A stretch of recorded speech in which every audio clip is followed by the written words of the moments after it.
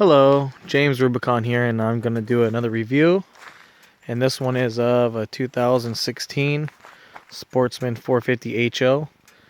And this is the non-EPS model.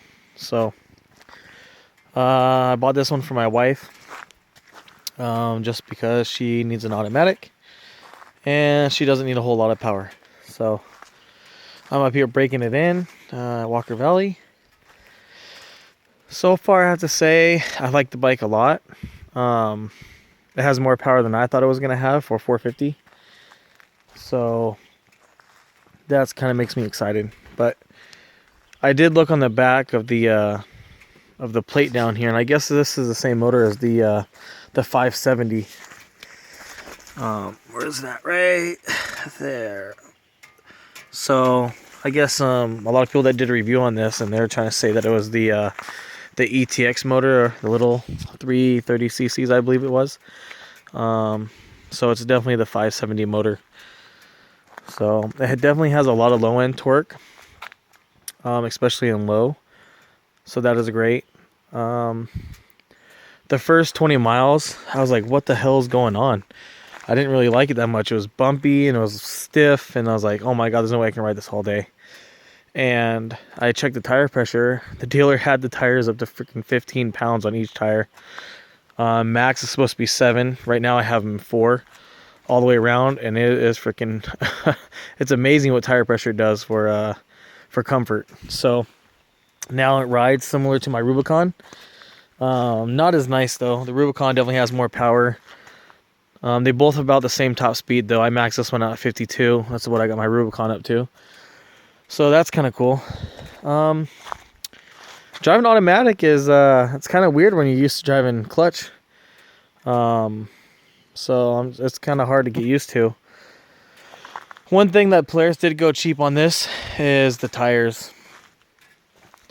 They could have went a little better on the tire.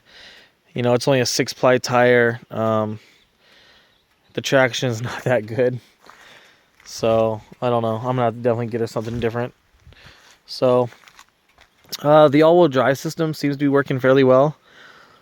I haven't had to use it very much, so I've just been kind of tinkering with it and playing with it. But so far, it seems to be doing okay. One thing that I have noticed that I think I'm going to call the dealer tomorrow is that the gearbox is kind of clunky, and I'm not sure if that is normal for automatics.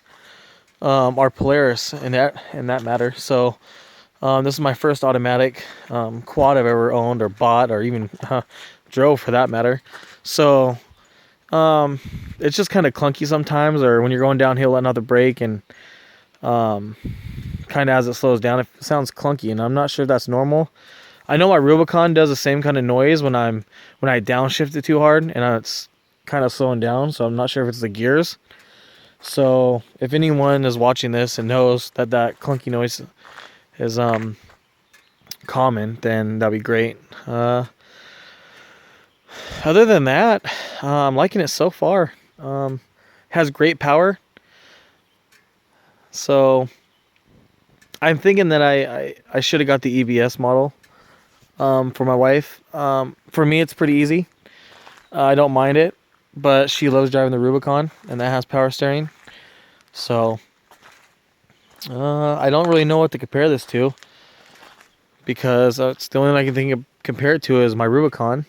I can't compare it to any sports quads that I've owned, because this is not in that class. But so far, since I did the tire pressure, this thing is it's great to drive, and the cushion's nice.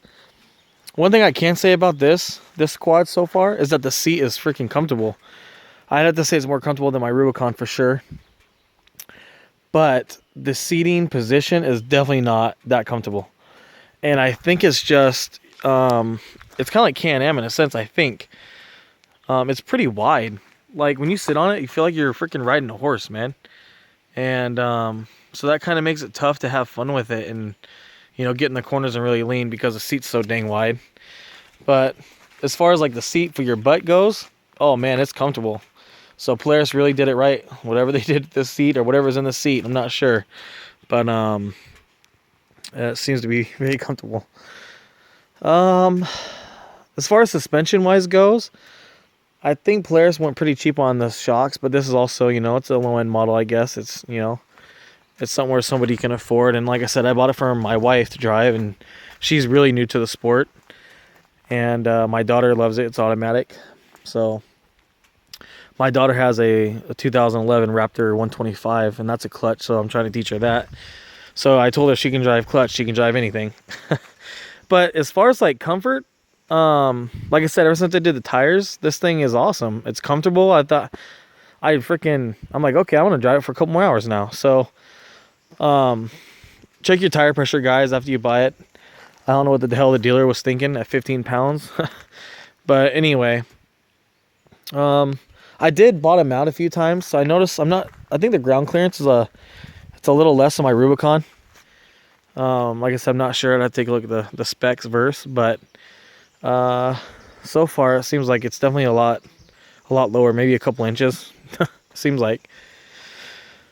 So anyway, I don't really know what else I can say about it so far. I've only got 40 miles on it. Yet again, you know, the tire guys, I mean, if you guys own this quad, you got to get new tires. I think it'll be fine for my wife for this season, just so she can learn on it. But for sure, as she gets more technical and more advanced, she's going to need something else. Polaris really did go cheap on the tires. So, as far as like the storage compartments, this back one, I like it. It's way better than the Rubicons because like I like how it's like lashed right here. And it goes back really, really deep. I'm talking really deep. Almost half my arm can fit back there. And surprisingly enough, this is actually more waterproof and more sealed proof than the storage compartment up here, matter of fact. So this one actually leaks more when it gets more water. So I'm thinking that this rubber seal right here doesn't really seal too well. So I don't know, that could just be this machine, you know, everyone thing has flaws, but like I said, so far I like it, guys. Thanks for watching. If you have any questions or comments, go ahead and post them. Feel free to subscribe. Thank you, guys.